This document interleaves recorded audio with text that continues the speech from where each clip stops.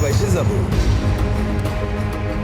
হাওয়া সিনেমায় অভিনয় করে বড় পর্দায় অভিষেক হয়েছিল নাজিফা তুষির, বেশ প্রশংসাও পেয়েছিলেন। এরপর কোন সিনেমায় অভিনয় করবেন এমন প্রশ্নের মুখোমুখি হয়েছিলেন বহুবার।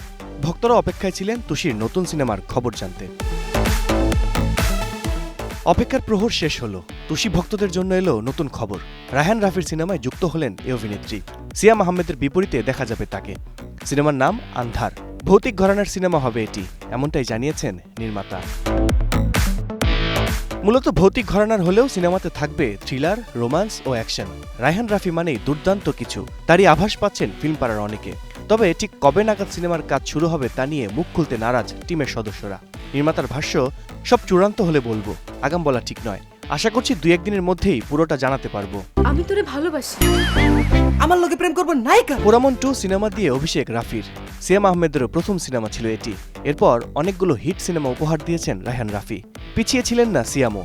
সিয়াম রাফি জুটি আবারও অনেকদিন পর, তাই তো ভক্তদের আগ্রহের শেষ নেই। রায়হান রাফির পরিচালনায় প্রথম নায়িকা ছিলেন পূজা চেরি। এরপর বিদ্যা সিনহা মিম, তমা মির্জা ও সাবিলা নূর। সফলতার ছাপ রেখেছেন সবাই।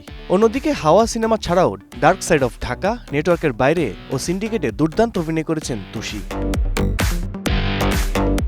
জানা গেছে আন্ধার সিনেমার গল্প লিখেছেন বেজবাবা সুমন, শাকিব চৌধুরী ও আদনান আদিব খান।